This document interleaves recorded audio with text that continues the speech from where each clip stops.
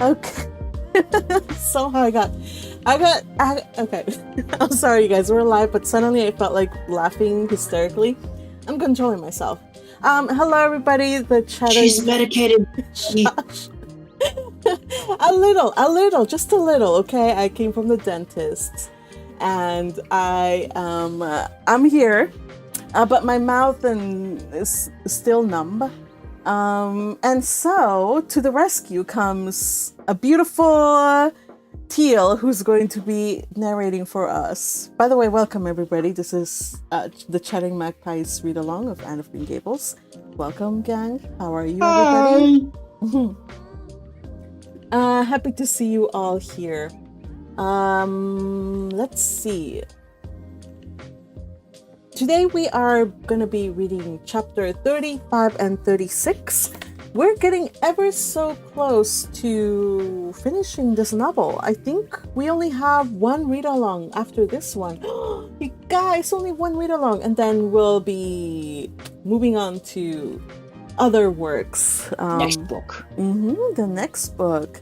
So while we have Anne of Green Gables read-alongs here, let's enjoy it, because the next book is going to be back in my other channel. So if you want to continue to listen to our, our nonsense and our beautiful dulcet voices, then do join us over on the Chattering Magpie Reads. Yes, our very, very professional, eloquacious tones. Exactly. I'm going to make out of you guys, I shall make voice actors out of all of you. You will all be considered professional elocutionists. Electricianists. I'm sorry, you guys. Okay. So okay. I think I like medicated magpie. Stop it. Yes, you won't get her very soon. I'm always very serious. But part of me is also happy because I managed to survive the week. I had a lot of work this week, and I'm just happy that it's the weekend, you guys. Yeah, that's all I can say. So, and also, most importantly though, I'm happy that you guys are here and that we got a good little crowd to read all of these. I saw that there were a lot of rules, and at first I was like, oh my gosh, if it's just like two of us, we're gonna struggle, especially with my mouth all, not in full working condition. Thankfully though, we got every role fairly quickly lined up, and I'm excited for that. So let me just say hello to the people on YouTube chat as they join us slowly and surely as they trickle in. Let me say hello to the first person to chat, Teal, diamond-hearted Teal. A quick haiku to start this chat. Teal, could you do us the honor of reading your haiku for us? Certainly. Morning dew whispers, a breeze stirs the silent trees, sunlight warms the still. Aww, that's so pretty. Thank you for sharing. Did you write that? Well, don't tell me. I shall imagine you wrote that, and if you did write it, amazing. I mean, she did write it. It's in the chat. Yeah, I typed it. Well, thank you so much for writing or typing or composing, whichever, the haiku. I always enjoy the haikus. We also have Little Butterfly says, hi, I am here. Hello, Little Butterfly. It's been a while. Happy that you join us. And we also have a little nitrous oxide for you all on this fun Friday. Just unless you're operating heavy machinery, please don't stay away from the nitrous oxide. But otherwise, nitrous oxide for everybody, for you and you and you and you. Except not for Patrick, because he tends to get out of line just normally. So imagine him. What? You know what? I'm getting me some wine. Oh boy. Oh boy. All right, you do you. Just behave. Also, Yukihime says, happy to be here. Who needs sleep? Thank you for joining us from Europelandia, Yukihime. Where everything is beautiful and lovely, and you have villages, and you can go to fancy restaurants just a walk away from your house. I am not at all jealous. You guys, Yukihime has been telling us about the wonders of, where she lives, and I'm just gotta say, like, one day I ought to take a vacation over there. I should. I welcome you with open arms. Yes, I shall take some salsa. No, I shall not take salsa because then they'll take it from me at the airport. But I shall take some cilantro or something. I don't know. We just have to make proper Mexican food because I have an inkling that in Europe they don't have proper Mexican food. So I shall cook for you whatever you want. Oh my God, I would be so excited. You may have to source that locally because customs will probably try to take it. Yeah, I know. So I'll take myself and my hands. And do you think if I take some flour, special corn flour, they will also not? No, I think that one goes through. I think dry things would be alright on a plane, like anything that is not liquid. Awesome. I mean, I don't know about the TSA, but it's lax enough. Yeah, because it's also been processed. All right, so let's make a plan. Hypothetical. Let's dream. Magpie flies over to Romania or Italy or wherever you're at, and I make you some delicious Mexican food, and you give me a tour of your city. And we read Bookworm and we have a live together. There we go. Awesome. I love it. Yeah. So if any one of you guys wants to have your magpie there, let me know where you're from so I can ideate a trip. It might not happen soon because I'm a little broke right now. but it can happen. You never know. I think one time. Also remember one thing. Yeah, remember that thing that besides the flight, like everything else will be really cheap. Like everything. Especially compared to LA, the rest of the planet is cheap. So here it's especially cheap. Yes, except for the flight, because the flight is expensive. Yo, I just helped my parents just buy a flight to Mexico. They're gonna go to Mexico tomorrow, I think. Yeah, tomorrow. And a flight was like $500. Like I was like, oh my gosh. So yeah, right now it's expensive to travel, summer season and stuff. So Isn't Mexico supposed to be close to California? Oh my God. Yeah. So the other option was to drive on over to Tijuana, which is across the border, and then have them fly. But they don't really like Tijuana's or like the whole drive to cross over. It's there's so much awesome stuff to do in Tijuana. It's not about Tijuana being a bad place, but it's the trip going over there and back. Hong Kong Street? I've never heard of Hong Kong Street, but I think it's the crossing there and the crossing back, especially right now how things are. It's gonna be absolute. Yeah, so kind of to stay also on the safe side too.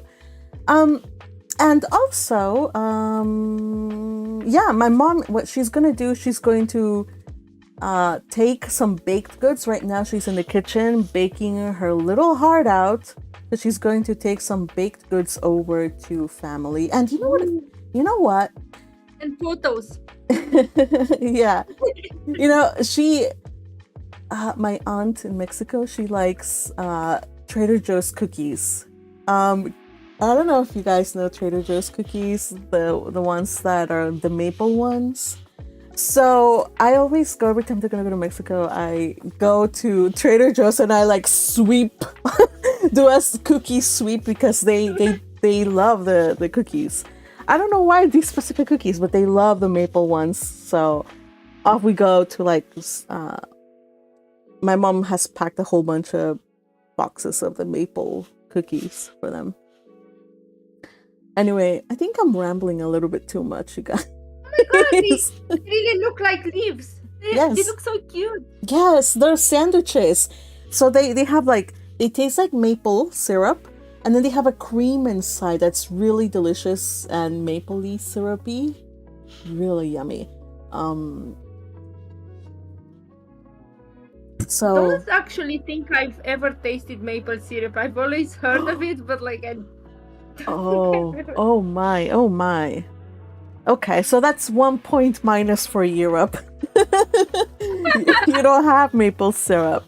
I think it is somewhere, but like I personally didn't get it.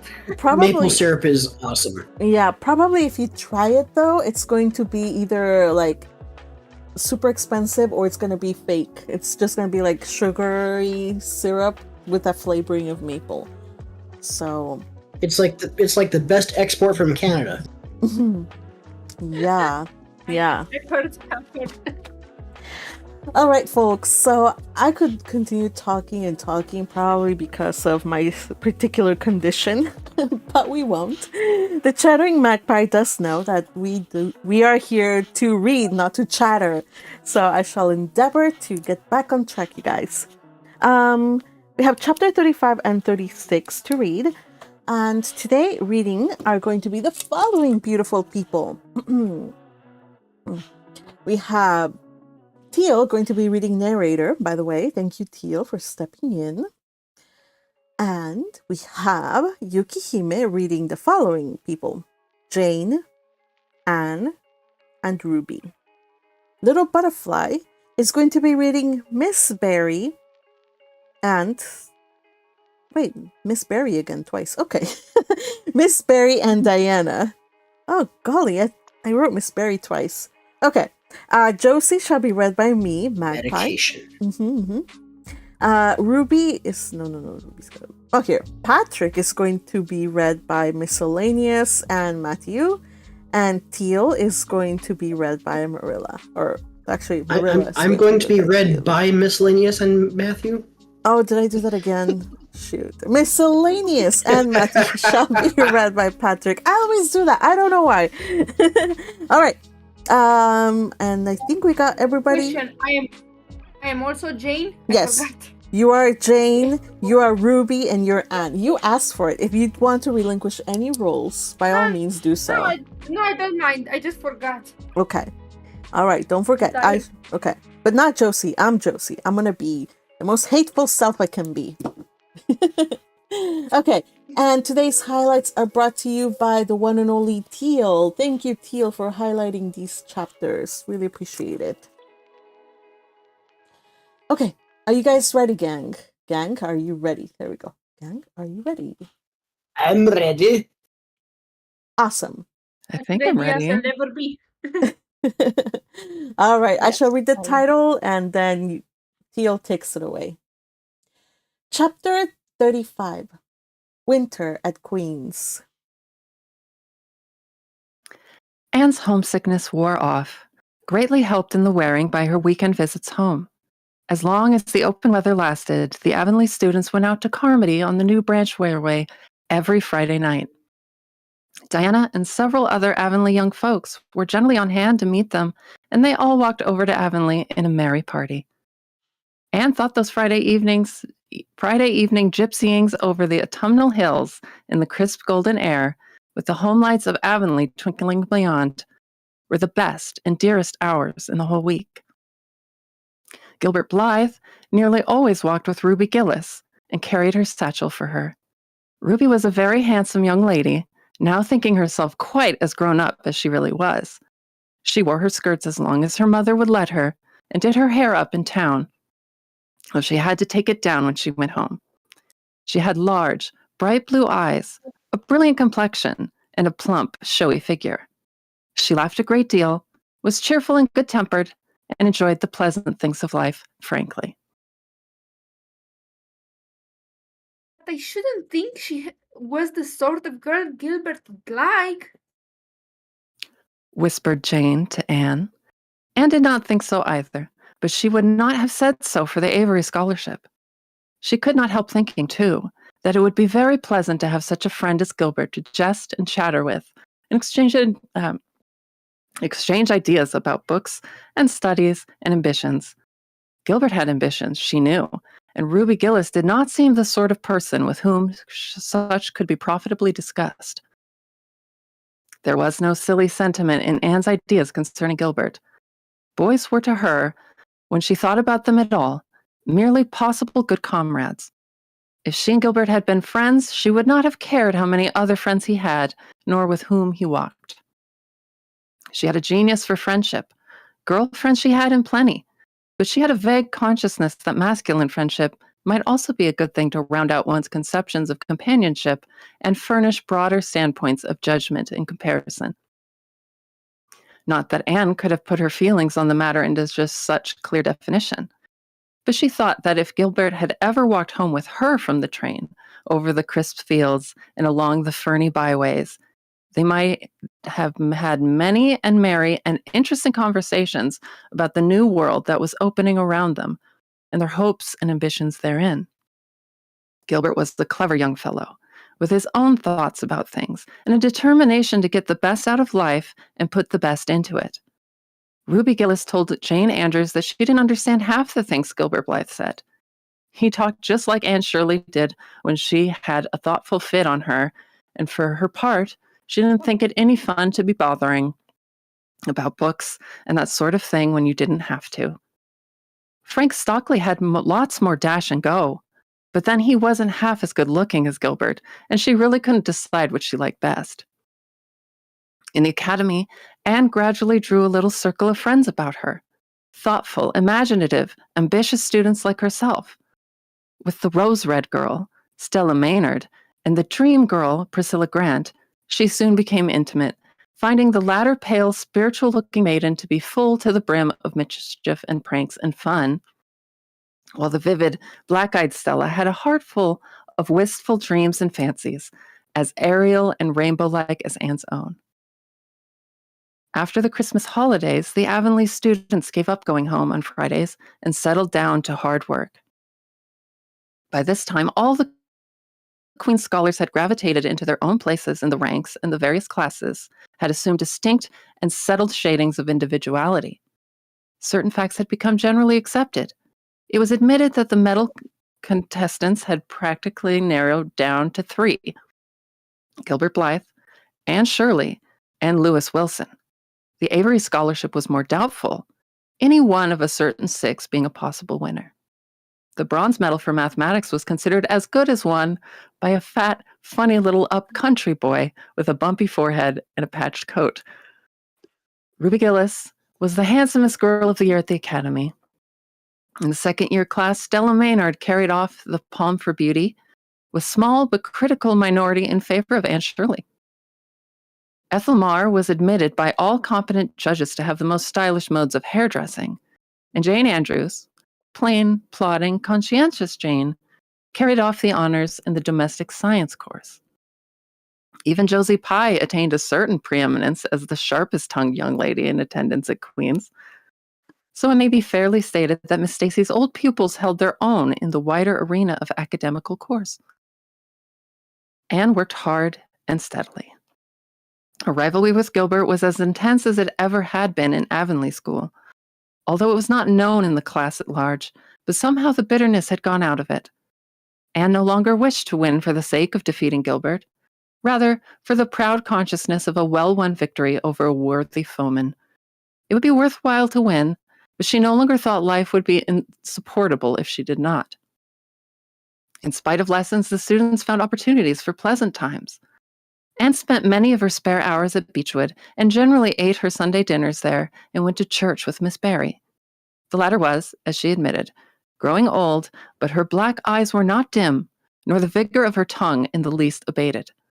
But she never sharpened the latter on Anne, who continued to be a prime favorite with the critical old lady. That Anne girl improves all the time.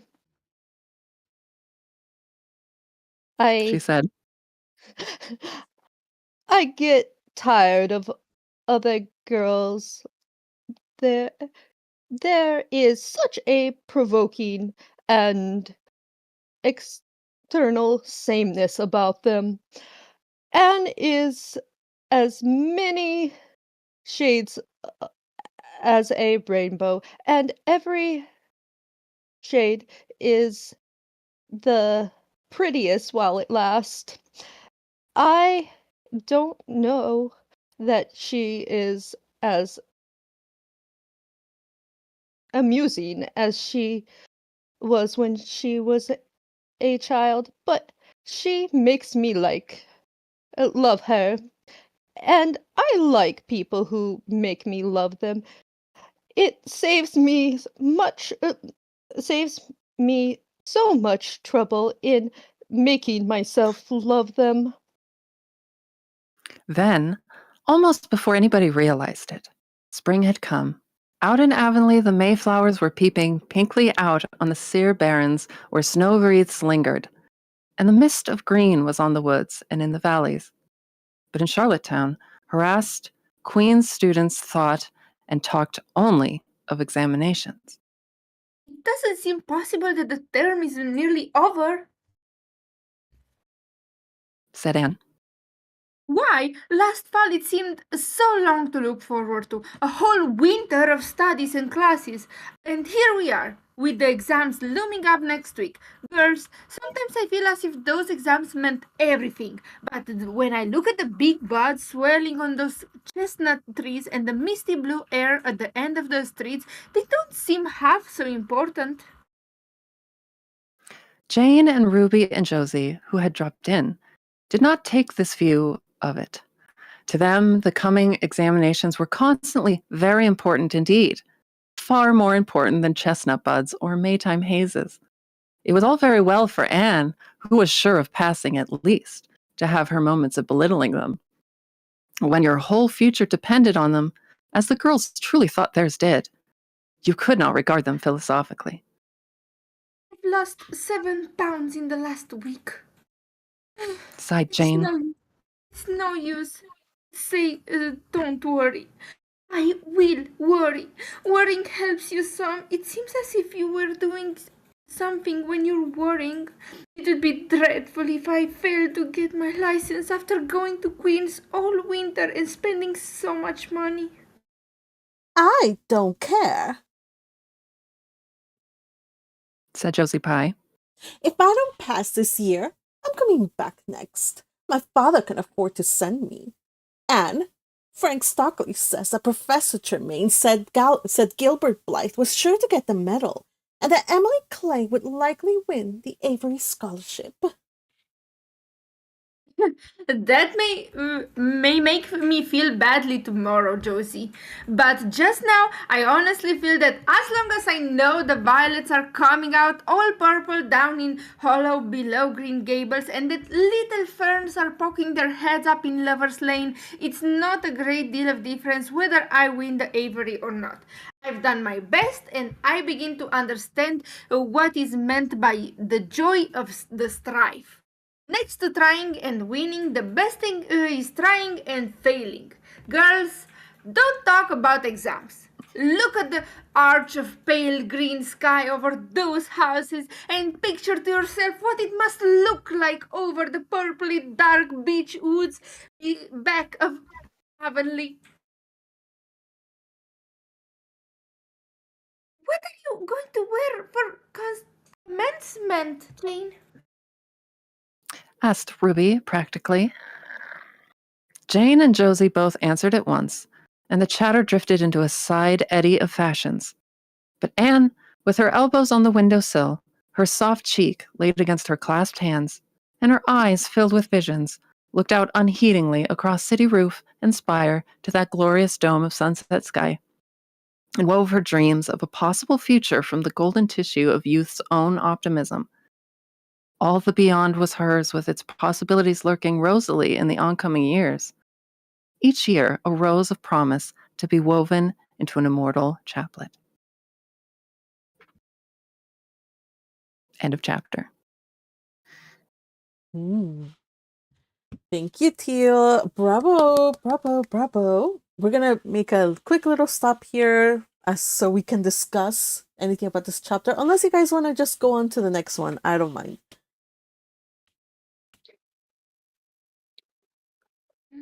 Okay, Not I so think we- happened. Hmm?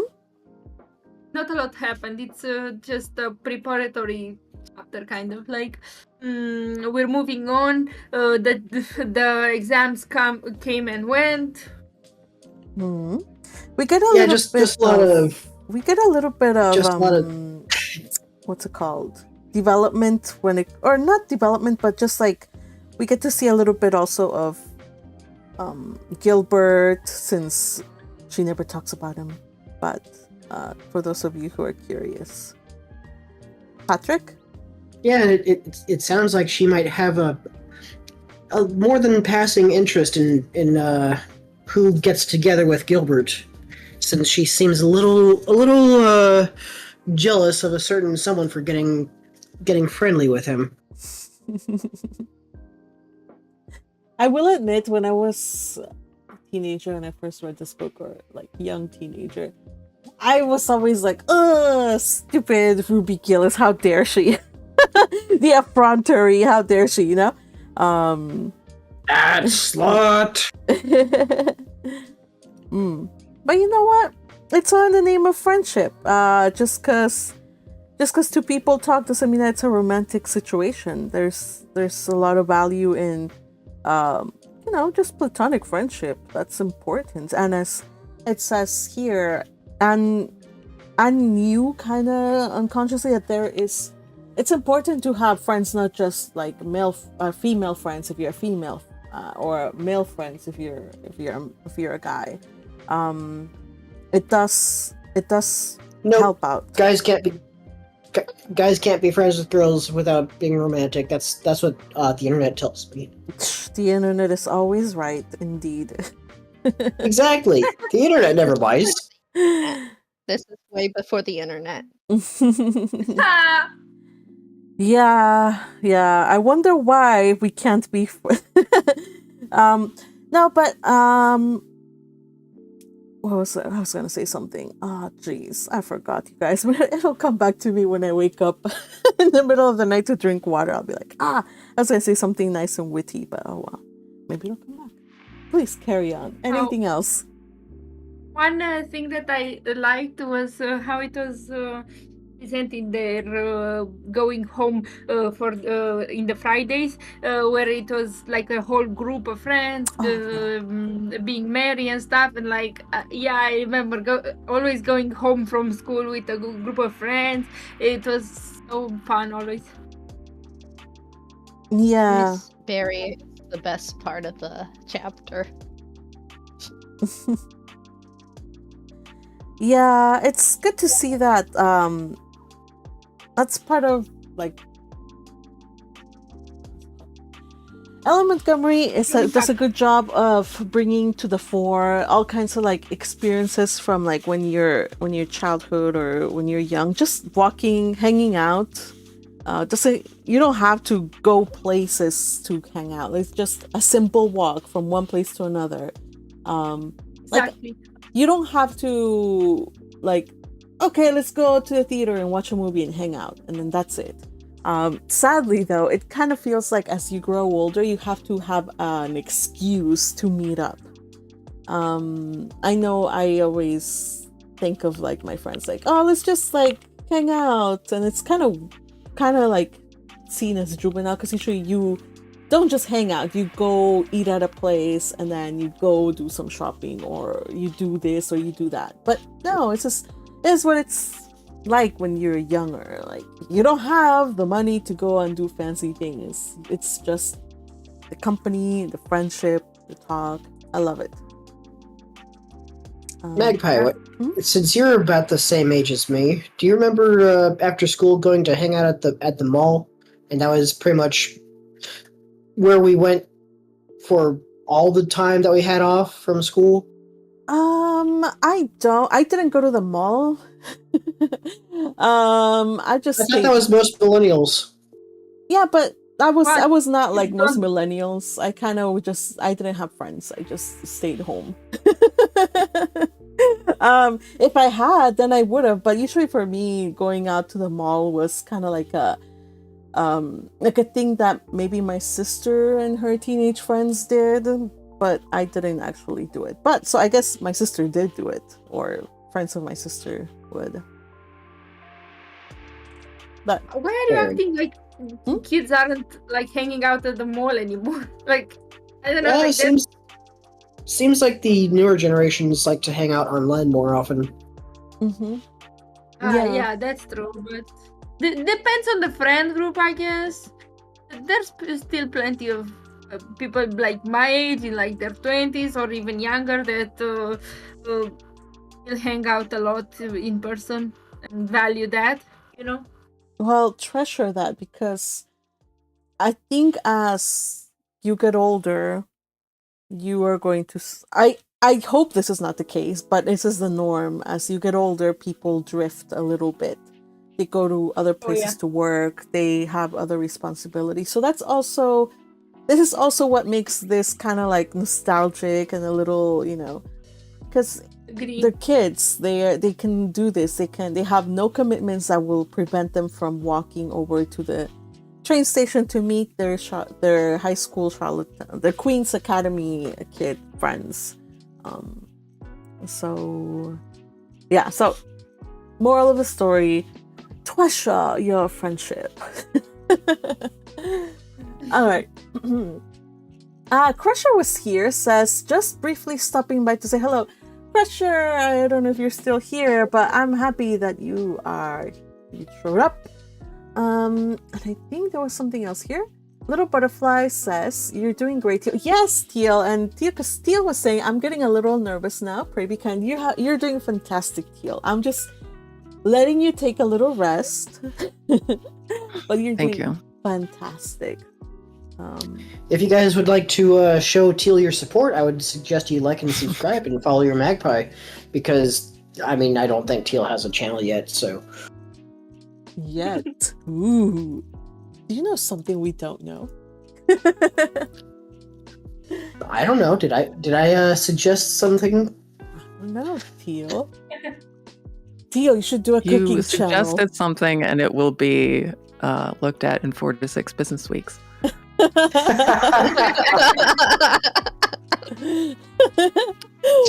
Oh, all right, everybody. I'm just thinking, like, because, okay, you guys, I have this horrible habit of getting people that I know, that I talk to, and that I find interesting, get them excited about starting like their YouTube channel. It has happened so many times. So I'm like, Tia, let's see, what could be your angle? What could be your niche? She could do ASMR. Ooh, yeah, Teal, you could do ASMR. I would sign up for that. You could do ASMR. You have a great voice for it. Yeah. ASMR. Yep. It'd be ironic because I don't actually have any meridional response myself. ASMR does nothing for me, so. Oh, that's such a shame. What's that? Maybe you haven't found your type. Huh? Yukihime? What What's is that? Oh, Yukihime, are you in for a treat? All I right. actually don't like any kind of ASMR, so like I immediately skip it, and I'm like shivering down my back. I'm like, this is torture. Why do people like this? Oh my. So she does have a response, she just doesn't like it. Maybe. But So it's ASMR not quite stands shivers. for It's not quite shivers though. Yeah, sorry, Patrick, go ahead. ASMR stands for Autonomous Sensory Meridian Response. It's basically having a tingling, static-like, or goosebump sensation in response to specific triggering audio or visual stimuli. So, a lot of people they'll have a reaction to someone popping bubble wrap, for example, or maybe tearing paper or cutting pieces off of a plastic runner to build a model or something like that. It's yeah. I understand. There's also rain, which I love. Oh, that's nice. Yeah. For me, So- the only thing that other than just all those whispering into the microphone or just abusing that microphone, that I actually hate is, which is something very common. Dude, I can't figure out the English word. with your nails. What do you do after Oh, you cut tapping? them? You When you tap with your No, you- nails? no. When you're taking care of the nails, you're cutting them, and after that, how do you make them round? Like Filing? Oh, emery board. You file them. Filing? yeah, you file them. Yeah, I don't file my nails, and I can't be in the room while someone else is filing their own nails or are Oh, trying for to you, it's do my like own nails on a chalkboard or something. I don't think No, that's I don't quite have a problem with ASMR that. though. I think that's more in I the hate it. lines of like scratching nails. Like there's some sounds that feel good and produce like a positive emotion, like relaxation or whatever. And then there's sounds that are like, they will make your skin crawl. No. But I actually, don't have a problem with the sound. It's like the vibration of it, and like it's when it is done to me. That's when I hate it, especially like it's the sensation. That it's more the sensation that I hate, not the sound. also, as Patrick said earlier, it doesn't have to be just auditory that causes these ASMR. For me, I have some visual triggers, which I shall not share, of course, but it doesn't have to be just audio. It could be things that you see. I want to know some of your visual stimuli. Eh, Is it the thing with the holes? Like a lot of tiny holes. I heard that a lot of people have problems with them. yeah, but that's not ASMR. Oh, it's not something that you have a problem with. It's a phobia, no? Yeah, that's a phobia, but Yeah. But ASMR isn't something that you typically have a problem with. It's more of a calming, like therapeutic kind of reaction. Yeah. So like Patrick mentioned rain, which is also one of my favorites, and also I like sounds like white sound, pink sound. I listen to sound. Just I don't know. It's weird, I guess, but and other sounds, of course. And visuals can be, for example, I guess I can just, it's not like it's embarrassing, but like for me, the visual is when I see somebody drawing or inking, like drawing or inking their drawing. And it's the whole seeing how the lines work. I don't know. It's pleasant to me. So yeah. All right. All this to say, Teal, is that there's many career opportunities in ASMR. But even so, I mean, you could also do a channel where you just talk about stuff, because your voice is one that I think people would love to listen to. Yep, can guarantee.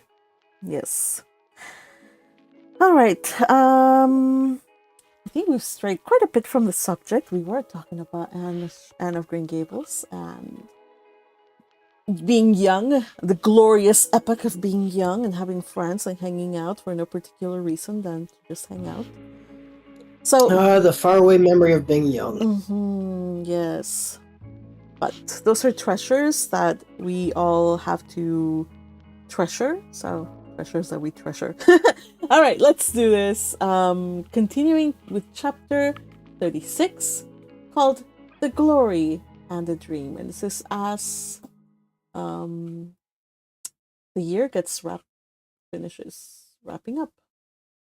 Teal, take it away, please. On the morning when the final results of all the examinations were to be posted on the bulletin board at Queen's, Anne and Jane walked down the street together. Jane was smiling and happy. Examinations were over, and she was comfortably sure she had made a pass at least. Further considerations troubled Jane not at all. She had no soaring ambitions, and consequently was not affected with the unrest attendant thereon. For we pay a price for everything we get or take in this world. And although ambitions are well worth having, they are not to be cheaply won, but exact their dues of work and self-denial, anxiety and discouragement. Anne was pale and quiet. In 10 more minutes, she would know who had won the medal and who the Avery.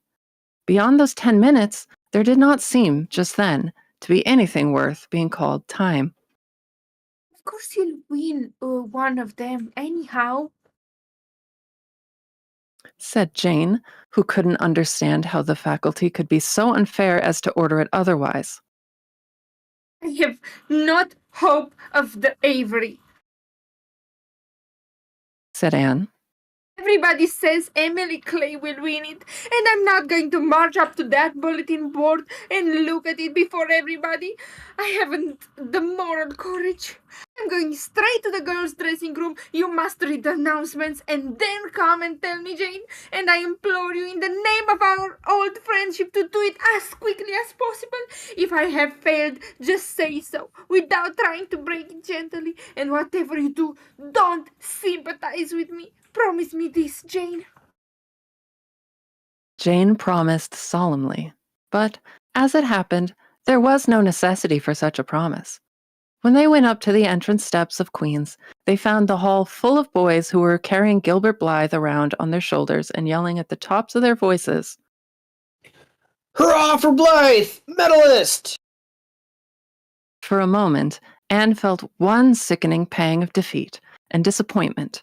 So she had failed and Gilbert had won. Well, Matthew would be sorry. He had been so sure she would win. And then somebody called out, 3 cheers for Miss Shirley, winner of the Avery! Oh, Anne! gasped Jane as they fled to the girls' dressing room amid hearty cheers. Oh, Anne, I'm so proud. Isn't it splendid? And then the girls were around them, and Anne was the center of a laughing, congratulating group. Her shoulders were thumped and her hands shaken vigorously. She was pushed and pulled and hugged, and among it all she managed to whisper to Jane, Oh, won't Matthew and Marilla be pleased? I must write the news home right away. Commencement was the next important happening. The exercises were held in the big assembly hall of the academy. Addresses were given, essays read, songs sung, the public award of diplomas, prizes, and medals made. Matthew and Marilla were there, with eyes and ears for only one student on the platform, a tall girl in pale green with faintly flushed cheeks and starry eyes, who read the best essay and was pointed out and whispered about as the Avery winner. Reckon you're glad we kept her, Marilla? Whispered Matthew, speaking for the first time since he had entered the hall when Anne had finished her essay. It's not the first time I've been glad, retorted Marilla. You do like to rub things in, Matthew Cuthbert. Miss Barry, who was sitting behind them, leaned forward and poked Marilla in the back with her parasol. Aren't you proud of that Anne girl? I am, she said. Anne went home to Avonlea with Matthew and Marilla that evening. She had not been home since April, and she felt that she could not wait another day. The apple blossoms were out, and the world was fresh and young. Diana was at Green Gables to meet her. In her own white room, where Marilla had set a flowering house rose on the windowsill, Anne looked about her and drew a long breath of happiness. Oh, Diana, it's so good to be back again. It's so good to see those pointed fears coming out against the pinky sky, and that white orchid, and the old snow queen. Isn't the breath of the mint delicious? And that dear rose, why, it's a song and a hope and a prayer all in one, and it's good to see you again, Diana. I thought you liked that Stella Maynard better than me. Said Diana reproachfully. Josie Pye told me you did. Josie said you were infatuated with her. Anne laughed and pelted Diana with the faded June lilies of her bouquet. Stella Maynard is the dearest girl in the world except one, and you are that one, Diana. I love you more than ever, and I've so many things to tell you, but just now I feel as if it were joy enough to sit here and look at you.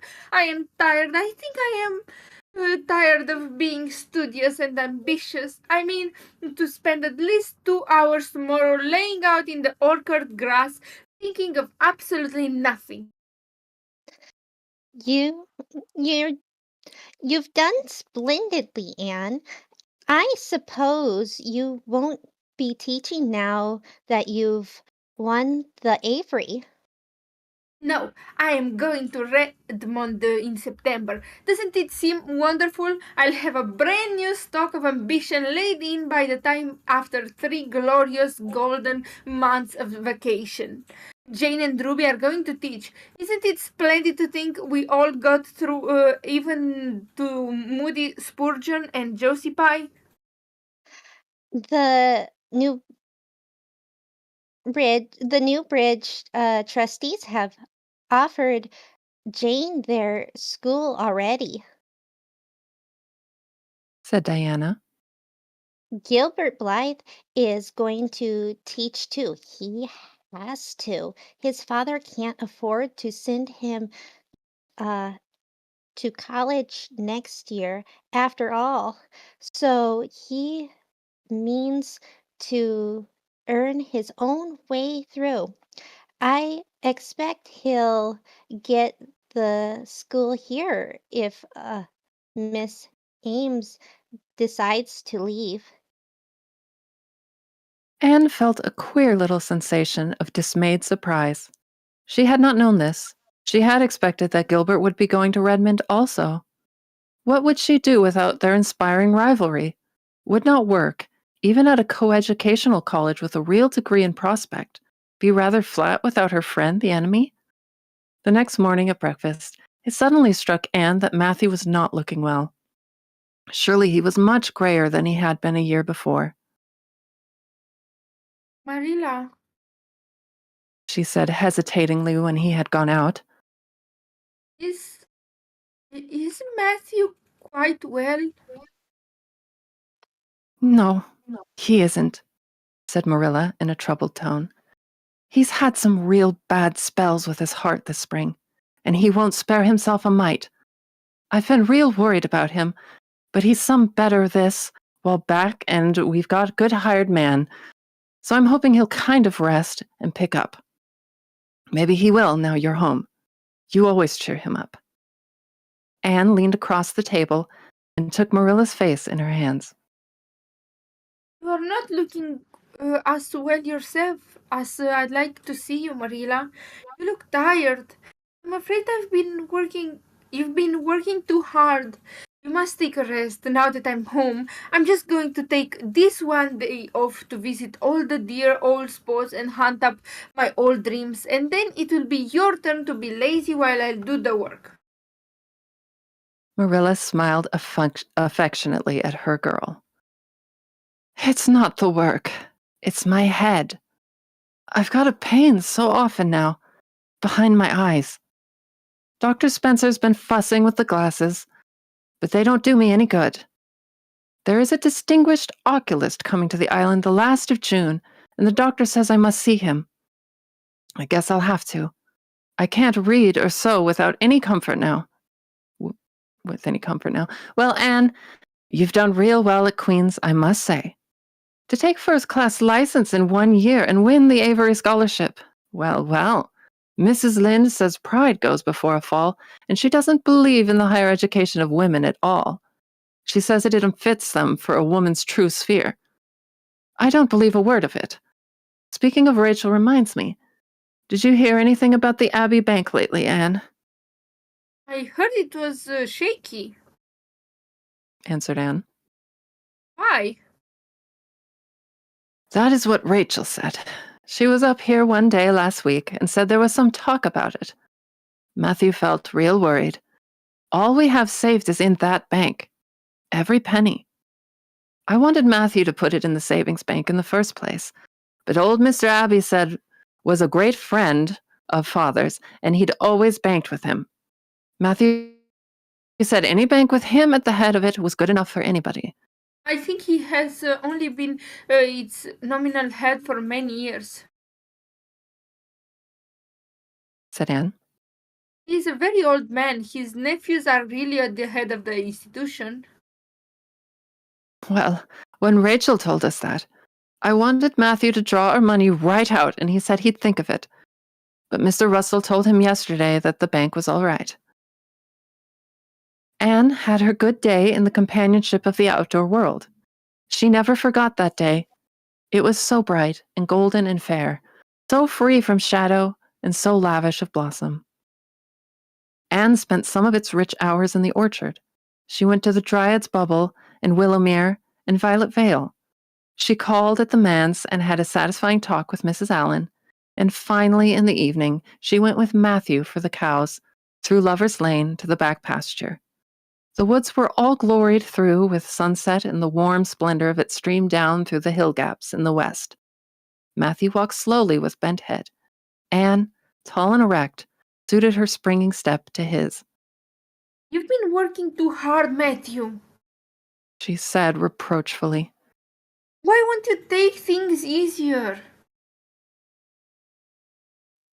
Well, now, I can't seem to. Said Matthew, as he opened the yard gate to let the cows through. It's only that I'm getting old, Anne. And keep forgetting it. Well, I've always worked pretty hard, and I'd rather drop in harness.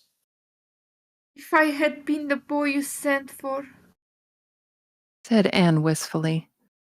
I'd be able to help you so much now and spare you in 100 ways. I could find it in my heart to wish I had been, just for that. Well, now, I'd rather have you than a dozen boys, Anne. Said Matthew, patting her hand. Just mind you, rather than a dozen boys. Well, now, I guess it wasn't a boy that took the Avery scholarship, was it? It was a girl. My girl. My girl that I'm proud of. He smiled his shy smile at her as he went out into the yard. Anne took the memory of it with her when she went to her room that night and sat for a long while at her open window, thinking of the past and dreaming of the future. Outside, the Snow Queen was mistily white in the moonshine. The frogs were singing in the marsh beyond Orchard Slope. Anne always remembered the silvery, peaceful beauty and fragrant calm of that night. It was the last night before sorrow touched her life, and no life is ever quite the same again when once that cold, sanctifying touch has been laid upon it. End of chapter. Oh, the foreshadowing, I hate it. And I know exactly what's going to happen next. Hey. I had this complaint when we watched the anime. I was like, can you be more on the nose? Yeah, it's taking its cue from this. I'm like, stop it. You guys, something dreadful is gonna happen. Yes, the book is about to end. That's dreadful. That is dreadful. Stop it. I already have, my heart is already breaking because of what's happening. I mean, come on. And especially after such a touching moment with Matthew. Come on. Right? Well, anyways, we shall not speak of it because it would be spoilers. So, if you want to know what happens next and you have no idea, first of all, go back and read the chapter. You probably were distracted. Second of all, join us on Wednesday as we finish this chapter. Yeah, Wednesday is the last. Not just the video. chapter, the entire book is going to be finished when we read on Wednesday. Yes, thank you. I did mean to say book. Good news, you guys. I have regained a little bit more sensitivity to my mouth. So I'm getting better. So yay. That means I will be able to eat something. I haven't eaten anything since my protein shake breakfast this morning. So yeah. Well, get something in that stomach, you'll feel better. Yeah. Okay. Let's see. I think I heard somebody pop in, or did I hear a Discord ping? Somebody pinged I me. just posted a meme. Oh, okay. Let's see. I shall check it out. A meme. Hashtag voice chat. Let's see. Let me see if I can procure it and paste it here for everybody to see. That looks like a screen capture from the live action Anne of Green Gables. Yes, it does. Let me share I it love here. that adaptation. Oh, me too. Rihanna monitoring Rosamine's reading time. Yes, that is Miss Stacy in the live action adaptation. Patrick, did you ever watch the second part, or did you end up stuck just at the part that we watched? What we watched together is as far as I watched on that one. Okay, yeah, so we haven't actually met Miss Stacy yet on the live action. I like the anime Miss Stacy better. Yeah, she's a cute one too. But for me, I don't know why, but to me, because I knew this Miss Stacy first, to me the anime one was like, not what I envisioned, but okay, works for me. She's still very, very cute and very energetic. And she's true to the story, because in the story said that she was young and she was pretty and blonde and she was very energetic. So that also goes with this. But yeah, this Miss Stacy would kind of be more of a Riarda age, I guess. Thank you for sharing the meme. That actually makes a lot of sense. Thank you for sharing the meme. So let's see. Patrick says, now I know what Teal could do. She could narrate stories or books. Teal, you could also do that. I was gonna share that one towards the end, but he beat me to the punch. Perhaps she was being a little prescient when she asked how one could be a professional elocutionist. Yes. Remember when I told you, I think I told you last stream or the stream before, like I could produce your book. I just don't know how to market it out so that people could buy it. But I have done it before. I have produced audiobooks and such. So I should probably contact one of my people, but then they would get involved with the cut. I want you to have as much money as possible. As Anne might say. What? I have a presentiment I might try, but it would be a non-professional thing, I think. Okay. All right. Well, I'm glad that you're having, this is a safe space, you guys. This is a safe space for you to explore what you can do. I mean, you just did the narrating and you did fantastic. So thank you, everybody. By the way, not just Teal, but all of you guys did fantastic at the reading. I always enjoy Little Butterflies, Miss Berry. He's such a hoity-toity lady. Love it. And yes, I very much enjoyed Butterfly's version of Miss Berry than mine. And also Diana sounds so sweet and cute. Oh my goodness. Yeah. Of course, Yukihime, who manages to do all the elocutionist vocation, whatever, insert fancy word here for chatty Anne.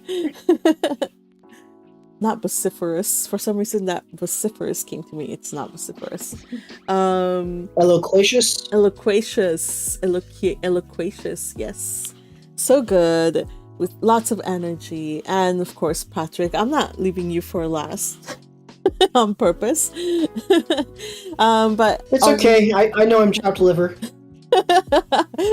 No. I'm saving best for last. How's that? Do you want that? Would you like that? All right, I'll take it. All right. So thank you, Patrick, for stepping in and doing good huzzas and for reading Matthew. All right. Oh, look, Fujipero floating in the rivers joined us on chat, says, well, he doesn't talk to me. They don't talk to me, so oh well, I guess I'll read. May I pray for a blessing and appreciation of every Don't get us started again, but you may. You may. Meanwhile, I think if you're following along with the anime, we are done already with Anne of Green Gables book. The next chapter is going to be Anne of Avonlea, which will Magpie, you're getting a little ahead of yourself because that's going to be next Friday. Next Friday? Really? We're not done with... Oh, okay, like spoiler situation? I thought you were talking about the next book of the Anne of Green Gables series. No, the anime. Oh, never mind. And the anime. The anime has wrapped up Anne of Green Gables, so in this Saturday when it comes out, it'll be the next book. All right, but so far, pretty good anime series, by the way. Yeah, if you haven't checked it out, first of all, why are you even here? And second of all, do go and watch it. We always do watch party on the server on Sunday, and afterwards we watch some Ascents of a Bookworm. So join us for that on Sunday, around 1 o'clock Pacific time. And then until I either get tired or hungry or one of these folks wants to bounce, then we just watch I think we watched 3 episodes of Bookworm. And it's fun because we just get to talk over it, or not over it, but talk our impressions and be like, ooh, foreshadowing here, and ooh, what does the fan book say about this? And I'm like, did you guys know about that? So it's fun. It's for fans, so they can have fun. And how could they join us if they wanted to join the watch party? You can join by clicking that join button below and subscribing supporting at the Noble tier. That's $5 a month. At the $5 a month tier, you get my love, and you also get access to our server. And yeah, you also get to have access to all these emojis and badges. So, oh, by the way, congratulations, Patrick. You have made it to the Aqua Diamond. Thank you for your support. For a little bit. I know. I think since at least the last read-on. All right, folks. Oh, look, Fuji petals floating in the river. Here's their blessing. Oh, Everglebe, please bless all those in this place. Help me protect my Geduld. Yes. Let us, may your Gedulds, everybody, be protected. Stay safe out there. Have an excellent, excellent weekend. And we will see you on Wednesday. And again, before I forget, I almost forgot. A huge thank you to Yukihime, who read Jane, Anne, and Ruby. Little Butterfly, who read Miss Berry and Diana. And Patrick, who read Miscellaneous and Matthew. And Teal, who read Marilla and was also the narrator. And of course, also she highlighted these 2 chapters. And to you, dear viewer, thank you for joining us. We hope to see you on Wednesday as we finish out this novel. It'll be amazing. It'll be beautiful. At least I think so. Don't miss out. We'll see you Wednesday. All right, gang, say bye-bye. We're ending this. Goodbye. Bye-bye. Adios. Goodbye.